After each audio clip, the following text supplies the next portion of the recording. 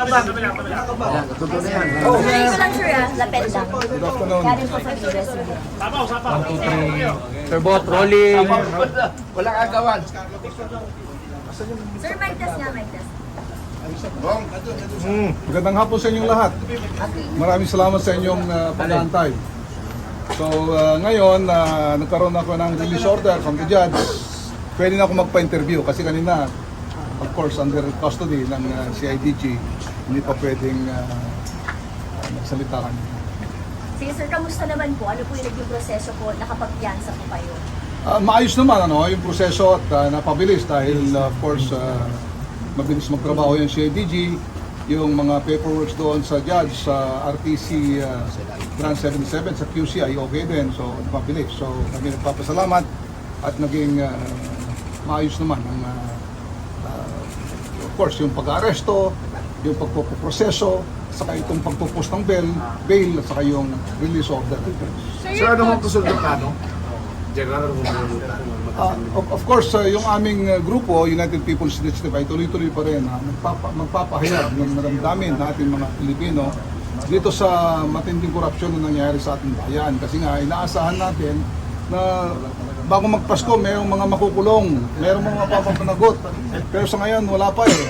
Yung mga nakukulong doon, napakasuhan, yung mga maliliit na kailangan natin talaga yung mga nagnakaw ng mga bilyon-bilyon, mga trilyon-trilyon, yung dapat ang mapanagot at mabigyan ng hustisya yung mga taong nangamatay, nagkasakit, itong mga hindi nawalan ng yung dinaanan ng baha. Dahil hindi naman pala ginawa yung mga flood control projects na yun, kundi kinuwarta lamang. Yun ang masakit doon. Sir, your thoughts po about sa pag-aresto sa inyo? Anong Basta sabi nyo dito, ginipit ba kayo? Yung pag-aresto, naintindihan ko yun dahil trabaho ng CIDG yun. Ang hindi natin maintindihan at kinakababahalan natin ay bakit yung mga taong nagpapahayag ng nadamdamin, nagpoprotesta dahil dito sa mga matinding korupsyon na ito ay kinakasuhan, inuhuli na arestong tulad ko.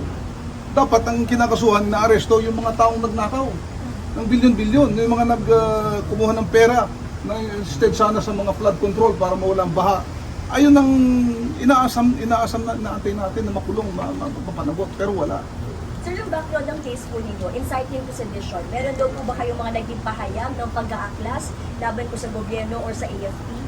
Ayun na nga yung inciting sedition is parang nanghihikayat ng sedisyon na pabagsakin ng gobyerno. Hindi ho namin ginagawa yun sa gobyerno. Kami lamang ay nagpapahayag ng damdamin, matinding puot, galit ng mga tao. Katulad nila, tulad natin lahat, tulad ng mga pulis, tulad ng mga sundalo, na nararamdaman natin yung paglapastangan ng mga taong pinagkatiwalaan natin, ng mga taong binoto natin, na pagsilbihan tayo, pero sa halip, tayo ay winalangya. Ninakaw nila yung pera ng taong bayan. Yun ang gusto natin mapanagot. Pero Bigyan ng justisya. is it true, sir, na nakikayat kayo sa militar na mag-aklas po sa pamahalaan? Hindi, wala tayong mag-aaklas. Hindi po pwede yun. Yun, masasabi natin mag-aaklas, babagsakin ng gobyerno, talagang seditious yun. Pero hindi ko ginawa yun, yung ginagawa ng United People's Initiative yun. Pero General, ano daw po yung naging context? Bakit po kayo kinasuhan ng inciting to sedition? Yung sinasabi nila, yung mga post ko raw na destabilization, nanggugulo sa gobyerno, mga ganon. Pero wala naman yung talagang mag-aklas, labanan ang gobyerno, papagsakin, wala naman ganon. During the arrest, sir, nakaramdam ba kayo na parang may na-violate sa rights po ninyo? Hindi naman dahil of course binasahan ako ng Miranda rights pag-aresto sa akin sa airport, sa terminal, binasahan ako ng CIDG ng ating mga karapatan. So unfortunately, yung karapatan niyo nakalagay doon ay I am entitled, I have the right to counsel or legal counsel or legal assistance.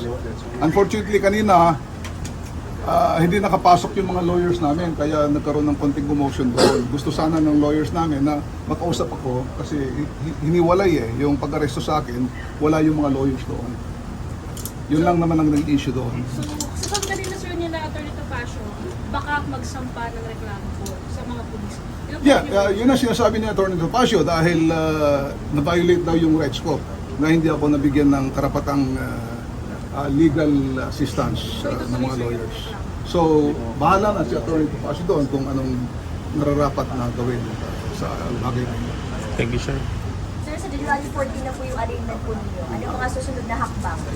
Sa ngayon, dahil nagkaroon tayo ng holiday, so may meeting kami, titingnan natin, pero maasahan nyo na tuloy-tuloy pa rin tayo na magpapahayag ng ating mga damdamin. Hindi lang naman kami, hindi lang ako, kundi we represent yung mga taong bayan para mapanagot at mabigyan ng hustisya ng ating mga kababayan.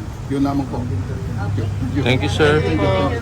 Sir, tama ba, sir? Retired na rin general kayo? No, I retired from the Air Force. Air Force. O, kasi dun sa press release kasi, sir, Hindi, nakalagay kinurek na ni Marine. Atty. And then kayo po ngayon ang lead co-engineer po ng BPI. Yes, yes. Sir, to clarify, ang sabi po yung mga pag-aaklas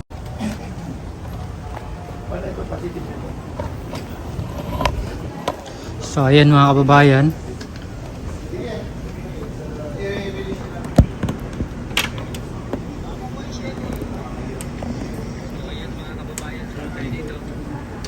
Dito ka. Nasa si Sir? Si Sir may sumusulat.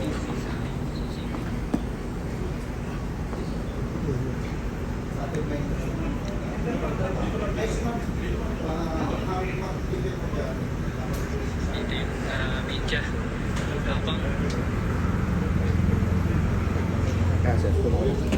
Ay, sorry.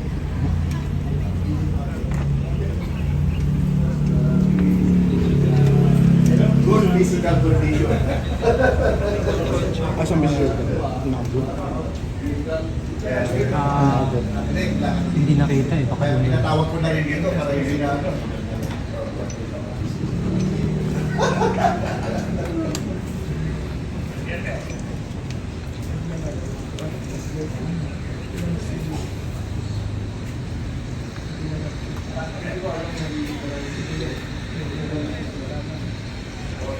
Okay na, General. Daily na. Release. Paglabas.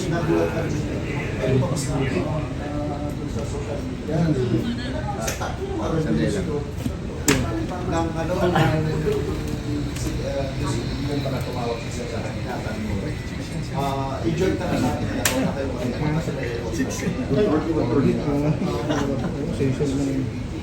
Tol, Dahil lang muna. Tol, dito sa likod. Dito na kayo. Ang daming tripod. Dito sa pwesto natin muna kanina. Kung tayo tripod dito, bumipir pa na, lalabas na. Pinapatawag kayo niya, ni-call natin kanina. Kung tayo tripod, bumipir mo lang siya. Nag-kiss ko na kanina lang. Kanina natatapos niya na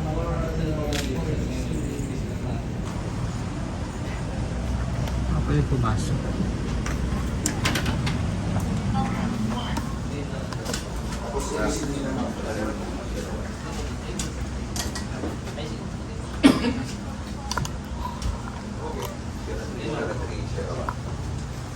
napahaba pa ang bakasyon naman sa tayo.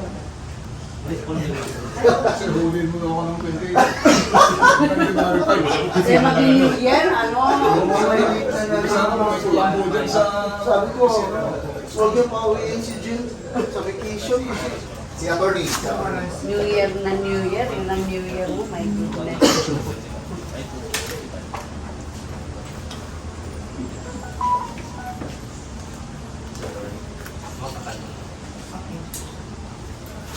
Okay naman, wala kayong naiwanan. Wala kayong... So dito na labas namin. Sir, kamusta sir? Ayun na, sir. Sa labas. Tawagan po. Documentation.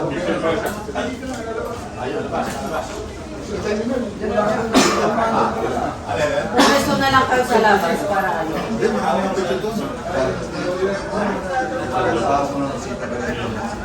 Yan, napumesto na lang kayo dyan kasi lalabas din naman yun.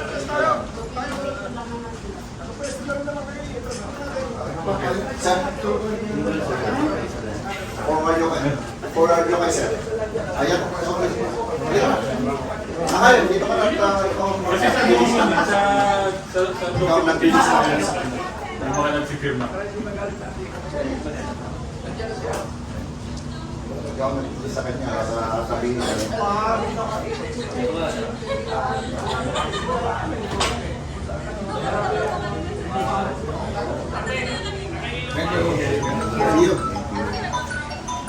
Thank you.